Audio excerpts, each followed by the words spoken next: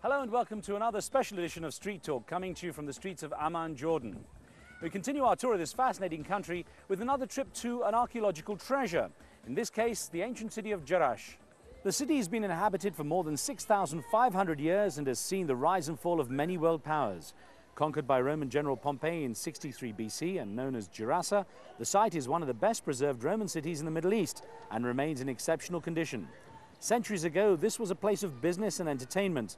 The Southern Theatre is still used for dramatic performances and musical concerts to this day. A walk down the colonnade is like a trip back in time, and the international visitors here certainly seemed impressed.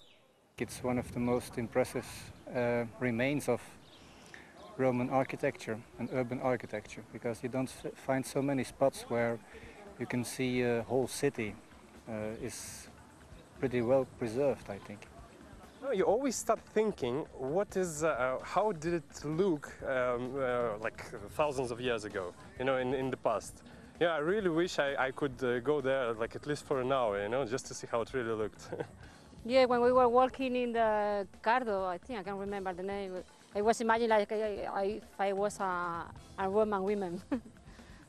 Yes, I can imagine, yes. You can imagine that it's 2,000 years ago there were people living here.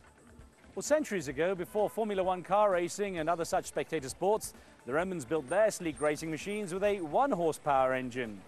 We caught up with Stellan Lind, a Swede now living in Jordan, who's turned his love of Roman history into an experience everyone can share by bringing the hippodrome back to life.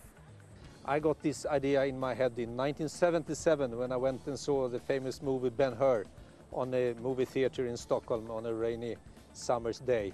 And when I walked out to the theater, I said to myself, someday, somehow, somewhere, I am going to recreate Roman chariot racing and the Roman army and gladiators and so on.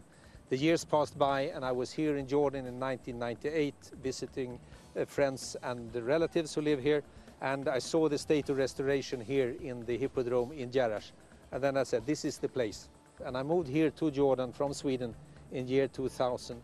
And I talked to the authorities, to the Ministry of Tourism and Antiquities, and said I had this idea to create a private company to have Roman performances of this kind in the hippodrome in Jerash. I got all their support, and we started to rehearse here in the early days of 2005.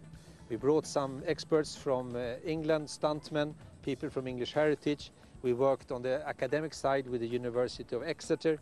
All the people that you have seen here in the performance, they're all former Jordan army. And our gladiators are actually former special forces also. Nothing really changes over history. We have Formula One racing today, we had chariot races in those days. We have fights of wrestling and various sports with individual fights and boxing today. They had gladiator fights in those days, thank heavens. We're much, not as full of blood and death today as it was in those days. But the thrill is there all the time. We human beings don't change over time. We are exactly the same genetically as we were 2,000 years, 10,000 years ago. We enjoy the same things. We organize things the same way. Nothing really changes over time. It is how we do things that change. What we do doesn't really change. Well, we're back in downtown Amman for the third and final destination in the Rizkan International Falafel Competition. By now, I hope you know what falafel is, those small vegetarian patties you can find sold on almost every street corner here in Amman. The first round took us to Jawad's restaurant, the second one to the famous Fuad restaurant. He's been going nearly half a century. Now we're going to try Alia's. Assalamu alaikum. I've come to see your falafel shop. يجي يشوف يجي على المحل العليا عشان يجربه. And see how you do in the competition for the best falafel in Amman. عشان بده يعرف كيف انتم راح المقارنه تكون بين المحل هون والمحل المحلات الثانيه. But I need to know your secret. Why do people like your falafel so much? بده يعرف ليش الناس بتيجي بتريد الفلافل اللي موجود هون مش اي مكان ثاني. هو يعني اول شيء طبعا احنا الارزاق على الله سبحانه وتعالى، وثاني شيء هي الخبره والتخصص طبعا والابداع يعني. He says